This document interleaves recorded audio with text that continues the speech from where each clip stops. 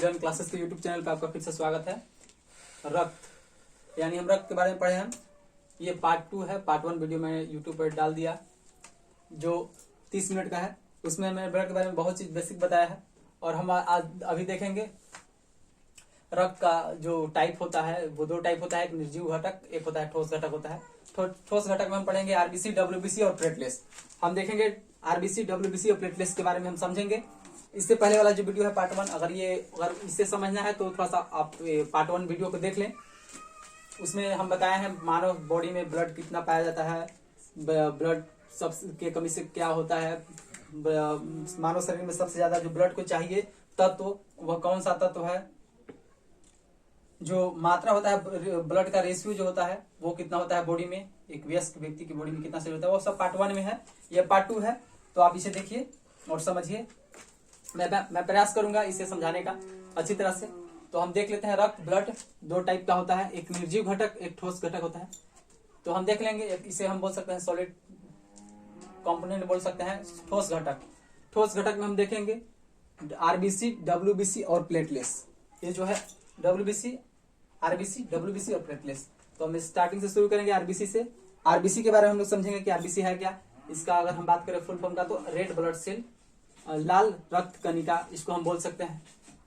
ये जो डब्ल्यूबीसी है इसे हम बोलते हैं श्वेत रक्त कणिका, श्वेत रक्त कणिका कणिकाएं। तो हम देख लेंगे आरबीसी हमने यहाँ पे नोट कर दिया, पहले पार्ट 1 में हमने बताया है लिख कर। तो वीडियो लंबा चला गया तो वीडियो को शॉर्ट करने के लिए मैंने पहले नोट कर दिया है और हम समझेंगे कि जो आरबीसी है वो है क्या।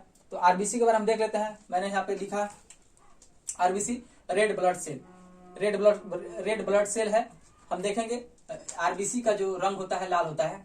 जो आरबीसी होता है वो रेड ब्लड सेल, पहले इसे आरबीसी इसी के कारण बोलते भी हैं, रेड ब्लड सेल, लाल रक्त कणिका।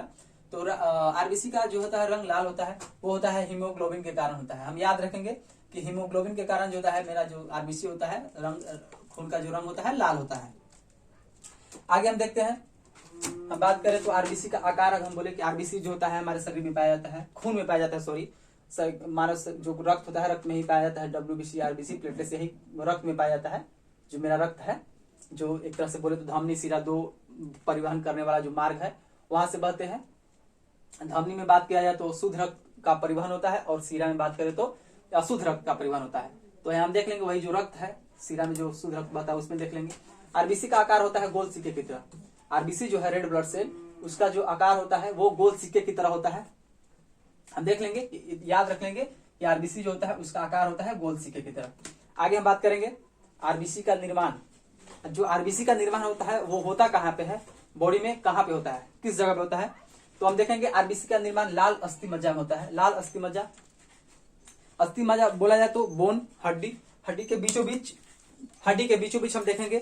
अगर मेरा हड्डी है या भी किसी चीज का किसी जीव का हड्डी है, अगर हड्डी को हम तोड़ते हैं तो हड्डी के बीच में हम देखेंगे उसमें कुछ लाल लाल टाइप से दिखता है हमें हड्डी के बीच में, उसी को बोला जाता है अस्थि मज्जा बोला जाता है, जहां आरबीसी का निर्माण होता है अस्थि मज्जा में। अगर हम चिकन खाते हैं या मुर्गा खाते हैं तो उसमें देख लेंगे हम कि हड्डी को तोड़ने के बाद बीच में रेड कलर का, हड्डी के बीच में रेड कलर का कुछ हमें दिखता है, वही होता है अस्थि मज्जा, उसी को बोला जाता है अस्थि मज्जा। उसी में निर्माण होता है आरबीसी का। आरबीसी का अगर जीवन काल का बात किया जाए कि वो कितने दिन तक रहता है, जीवित रहता है, तो यहाँ पे हमने लिखा है 120 दिन। आरबीसी का जीवन काल जो है 120 दिन का होता है। 120 दिन बाद ये अपने में डेड हो जाता है या मर जाता है। तो इसका अगर हम पूछे कि आरबीसी का जीवन काल कितना दिन होता है तो 120 दिन होता है। 120 दिन बाद ये होता है, ये अपने आप जो है नष्ट हो जाएगा, खत्म हो जाएगा।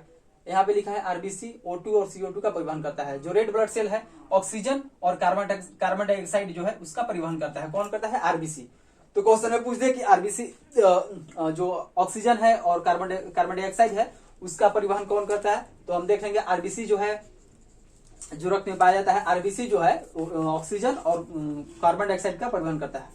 आरबीसी का बात किया जाए का शमशान घाट लिखा है मैंने, आरबीसी का शमशान घाट। आरबीसी जो रेड ब्लड सेल है उसका शमशान घाट जो है उसे हम बोलते हैं लीवर या पील्हा। लीवर या पील्हा में जो इसका है शमशान घाट है। यहाँ पे आते हैं इसका जो होता है जो आयु काल भी है 120 दिन लिखा है, या जो भी है आरबीसी जो है यहीं पे आके नष्ट हो जाता है, खत्म हो जाता है लीवर में या पील्हा में। तो हम देख लेंगे अगर कभी पूछ दे एग्जाम में कि आरबीसी का शमशान घाट इनमें से कहा जाता है ऑप्शन दे दिया तो उसमें हम देख लेंगे लीवर या पीला भी है ऑप्शन में तो हम पीला में टिक कर देंगे या लीवर पे टिक कर देंगे। यही आरबीसी के बारे में कुछ है। आगे हम देखेंगे जो ठोस घटक में है डब्ल्यूबीसी, रक्त में पाया जाता है आरबीसी, डब्ल्यूबीसी, प्लेटलेट्स। आरबीसी के बारे में देख लिया हम लोग। अब हम देखेंगे, बात करेंगे डब्ल्यूबीसी के बारे में।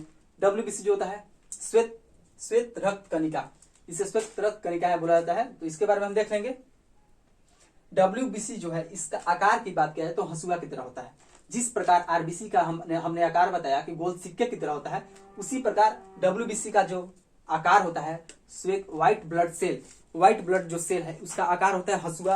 हंसुआ हमने देखा जो है हंसुआ होता है काटने का होता है, कोई चीज काटने का होता है, हंसुआ के आकार का तरह होता है डब्ल्यूबीसी का आकार। और आरबीसी का आकार होता है गोल सिक्के की तरह इसका आकार होता है। अगर हम इसका बात करें निर्माण का तो सेम आरबीसी का निर्माण और डब्ल्यूबीसी का निर्माण भी लाल अस्थि मज्जा में, ये दोनों का निर्माण वहीं पे होता है। जैसे मैंने बताया हड्डी के बीचों बीच एक रेड कलर का जो चीज पाया जाता है जिसे अस्थि मज्जा बोला जाता है, उसी में डब्ल्यूबीसी का भी निर्माण होता है अस्थि मज्जा में, वही होता है इन दोनों का निर्माण। बस इन लोगों का आकार जो है ये इसका है सिक्के की तरह, इसके हंसुआ की तरह।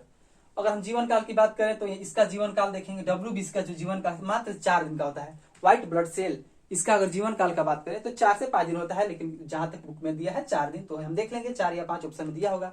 उससे ज्यादा दिया हो तो हम नहीं टिक करेंगे, हालांकि 4 देगा ऑप्शन में भी। तो डब्ल्यूबीसी का जो जीवन काल होता है 4 दिन होता है। आरबीसी का हमने देख लिया 120 दिन।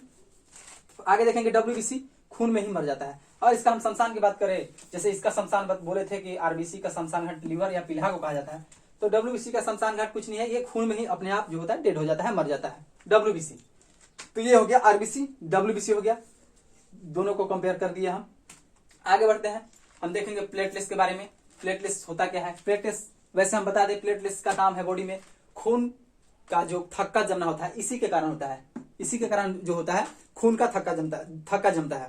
जैसे बॉडी में कहीं कट गया तो प्लेटलेट्स की कमी, यदि हमारे बॉडी में प्लेटलेट्स की कमी है तो हमें थक्का जम जाएगा, जिससे हमारा जो खून है एक तरह से रुक जाएगा। अगर इसकी कमी है तो खून बहने लगेगा, और या अगर प्रचुर मात्रा में मेरे बॉडी में प्लेटलेट्स की मात्रा है तो खून का जो थक्का जमना होता है वो तुरंत जम जाएगा, और कमी है तो फिर ब्लड बहते रह जाएगा, उसमें बीमारी भी हो जाएगा, बहुत प्रकार की बीमारी भी होते हैं।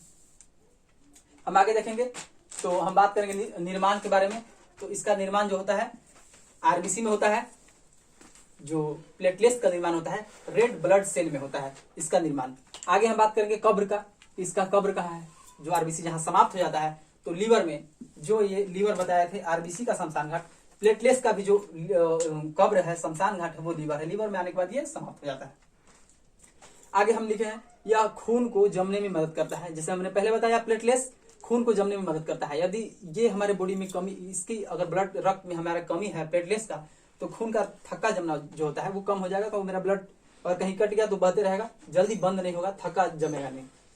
तो इसका काम होता है थक्का जमाने का। यदि कहीं बॉडी में कोई अंग कट गया तो फटाक से इसका काम है कि उस जगह को ये कवर करेगा, ये जल्दी से जल्दी थक्का जमाएगा, जिसके कारण हमारा जो ब्लड है वो रुक जाएगा, वो बहेगा नहीं। आगे हम बात करेंगे जो 2.5 मिनट में खून जमना चाहिए। प्लेटलेट्स, ये जो प्लेटलेट्स है इसके बारे में है कि प्लेटलेट्स अगर आपके बॉडी में पर जो ब्लड में है, अगर ये इसका जो रेशियो सही है ब्लड में, तो 2.5 मिनट में खून जम जाना चाहिए। मैंने लिख दिया जम जाएगा 2.5 मिनट में। आगे हम बात करेंगे रक्त बहते रहना, बीमारी है समझ लीजिए, मान लीजिए प्लेटलेट्स है कमी है, कहीं कट गया, अगर रक्त बह रहा है जल्दी रुक नहीं रहा, तो एक प्रकार से बीमारी है, और उस बीमारी को हम हेमोफेलिया नाम से जानते हैं। वो जो बीमारी है हेमोफेलिया, रक्त अगर बह रहा है, कहीं कट गया और रक्त मेरा अगर बह रहा है बॉडी में, तो यानी मेरा प्लेटलेट्स का कमी है, और प्लेटलेट्स का कमी है तो एक प्रकार का हमें बीमारी है, जिस बीमारी का नाम दिया गया है हेमोफेलिया। वर्ल्ड का हम बात करेंगे तो वर्ल्ड का प्रथम ब्लड बैंक शिकागो में है, जिसका जो स्थापना हुआ था 1937 में, वर्ल्ड का प्रथम ब्लड बैंक। और भारत का हम बात करें तो भारत का ब्लड बैंक जो है नई दिल्ली में है, ये है, हम देख लेंगे, याद कर लेंगे, यही है वर्ल्ड का पहला प्रथम बैंक जो शिकागो में 1937 में ना, और भारत का ब्लड बैंक। आगे हम देखते हैं, इसे मिटाते हैं, रुको बोलिए। Blood group. अब हम बात करेंगे ब्लड ग्रुप के बारे में। यह 4 प्रकार का होता है, इससे पहले हम बता दिए जो था। अब हम देखेंगे ब्लड ग्रुप के बारे में। तो ब्लड ग्रुप के बारे में हम देखेंगे तो हम देखेंगे कि ब्लड ग्रुप 4 प्रकार का होता है। यह एक होता है ब्लड ग्रुप जो होता है ए बी और वो, ये हम चारों के बारे में बात करेंगे। जो ये ब्लड ग्रुप है ए बी और ओ। हम देखते हैं ब्लड के बारे में। तो हमने पहले नोट किया यहाँ पे ब्लड ग्रुप ए बी। जो मेरा ब्लड ग्रुप ए बी है, ये जो है इसे सर्वग्राही कहते हैं, इसे सर्वग्राही कहते हैं। यानी अगर किसी व्यक्ति का ब्लड ग्रुप जो है ए बी है, तो वो जो है किसी भी ब्लड ग्रुप यानी ए बी ओ किसी से यह ब्लड जो है, किसी से यह ब्लड ले सकता है, दे नहीं सकता है, ले सकता है। इसे बोलते हैं सर्वग्राही। ये ग्रहण करता है। अगर कोई किसी अगर इसे अगर ब्लड की जरूरत हो ए बी को, जिसका जो ब्लड ग्रुप ए बी हो और उसको खून की जरूरत पड़ी, तो दूसरे ग्रुप वाले यानी ग्रुप ए, ग्रुप बी या ग्रुप ओ, ये तीनों इससे खून दे सकते हैं। इसे तीनों खून दे सकते हैं, यह ग्रहण कर लेगा, अपने आप में कर लेगा। लेकिन ये किसी को दे नहीं सकता है, इसीलिए इसे सर्वग्राही बोलते हैं। सर्वग्राही यानी ग्रुप ए बी ओ जो 3 ग्रुप और है, इसके अलावा ये तीनों से यह ले सकता है, A B group A B जो है, इसीलिए इसे सर्वग्राही बोलते हैं। आगे हम बात करेंगे ग्रुप ओ का। देखिए जैसे ग्रुप ओ है, ब्लड ग्रुप ओ है, इसे सर्वदाता बोलते हैं। सर्वदाता ये क्या करेगा, इसका काम क्या है, सर्वदाता है, मतलब सर्वदाता मतलब सभी को दे सकता है। तो ये इसको भी दे सकता है, ये इससे भी दे सकता है और ये इसे भी दे सकता है। जो ब्लड ग्रुप ओ है वो ब्लड ग्रुप ए बी वाले को, ब्लड ग्रुप बी वाले को, ब्लड ग्रुप ए वाले को, तीनों वालों को खून दे सकता है। अगर हमारे बॉडी में ब्लड ए है या फिर बी है चाहे ए बी है, तो अगर हमें ब्लड की कमी है और किसी के पास अगर ब्लड ग्रुप ओ वाले कोई व्यक्ति है, जो ब्लड ग्रुप ओ वाले किसी का ब्लड जो है ग्रुप ओ है, तो वह तीनों को दे सकता है। ब्लड ए वाले को भी ग्रुप बी वाले के और ग्रुप ए बी वाले तीनों को यह दे सकता है। इसे सर्वदाता बोलते हैं। सर्वदाता मतलब तीनों को दे सकता है। और जो ए बी है इसे सर्वग्राही बोलते हैं, यानी तीनों से 1 2 3 या तीनों से ले सकता है ए बी, इसीलिए सर्वग्राही से कहते हैं। हम बात करेंगे इसका खोज जो हुआ था, इसका खोज जो किए थे, तो ब्लड ग्रुप का खोज जो होता है सर्वप्रथम बोलते हैं। सर्वप्रथम ये व्यक्ति है कार्ल लैंड स्टीनर, साइंटिस्ट है। कार्ल लैंड स्टीनर ने किया था, क्या किया था, तो ब्लड ग्रुप का खोज किया था कार्ल लैंड स्टीनर। हम याद रखेंगे, एग्जाम में बहुत बार पूछ देता है कि सर्वग्राही कहते हैं ब्लड ग्रुप, फिर जगह खाली रहेगा, फिर बोल देगा सर्वग्राही कहते हैं। ऑप्शन में दे देगा यही 4 ए बी ओ। तो हमें याद रखना है कि जो ए बी है ब्लड ग्रुप ए बी, इसे सर्वग्राही कहते हैं। सभी अन्य ब्लड ग्रुप वालों से यह ले सकता है, सर्वग्राही है। कभी पूछ दिया ब्लड ग्रुप ओ के बारे में, तो हम देख लेंगे सर्वदाता है। सर्वदाता पूछ दिया कि ब्लड ग्रुप सर्वदाता होता है, यहाँ पे खाली रहेगा, तो ऑप्शन में हम दे देगा यही 4 ऑप्शन। तो हम देख लेंगे ओ, ब्लड ग्रुप ओ जो है सभी को सर्वदाता, यानी दाता, सर्वदाता दान करना होता है, यानी सभी को यह दे सकता है। इसका खोज के बारे में बात करें तो ब्लड ग्रुप का खोज किए थे कार्ल लैंड स्टीनर ने किए थे। जो सर्वप्रथम खोज इसका किए थे ब्लड ग्रुप का कार्ल लैंड स्टीनर किए थे। आगे हम देखते हैं आरएच फैक्टर का खोज। तो आरएच फैक्टर होता क्या है, तो आरएच फैक्टर में हम देख लेंगे यही जो ब्लड ग्रुप का जो एक तरह से बोल सकते हैं ए बी ओ, जो डिफरेंट है सभी में, कुछ ना कुछ, ए का कुछ अलग, ब्लड ग्रुप का कुछ अलग होगा, बी का कुछ अलग ही ये होगा, ए बी का कुछ अलग ये होगा, रेशियो होगा, ओ का कुछ अलग होगा। तो इस प्रकार से सभी ब्लड ग्रुप का जो गुणधर्म है, गुणधर्म तो एक ही होगा लेकिन कुछ कुछ अलग होगा। तो जो आरएच फैक्टर है, आरएच फैक्टर का बात किया जाए खोजने का, तो इसका खोज लैंड स्टीनर और विनर, यही 2 नाम है जिन्होंने खोज किया था। 1940 में किया था, 1940 में किया था आरएच फैक्टर का खोज। तो एग्जाम में पूछ दे कि आरएच फैक्टर का जो खोज हुआ था किसने किया था, तो लैंड स्टीनर और विनर ने। और इसके बाद ईयर पूछ दिया, तो ईयर हम देख लेंगे कि 1940 ईस्वी में आरएच फैक्टर का खोज हुआ था। आरएच फैक्टर का हम बता देंगे कि आरएच फैक्टर सबसे पहले पता मतलब कैसे हुआ कि आरएच फैक्टर होता क्या है। ये जो ए बी ओ है क्या चीज, डिफरेंट क्या चीज है ये सब में, तो ये पता करने के लिए एक साइंटिस्ट लोग क्या किए थे, एक बंदर पर ट्रायल किए थे इसको। तो वो बंदर का नाम था रीसस। तो यह एग्जाम में पूछा गया क्वेश्चन है रीसस कि आरएच फैक्टर का सबसे पहले पता किस जीव पे लगाया गया था या किस पे लगाया गया था, तो रीसस नामक बंदर पे लगाया गया था। किसका, आरएच फैक्टर का पता रीसस नामक बंदर पे लगाया गया था।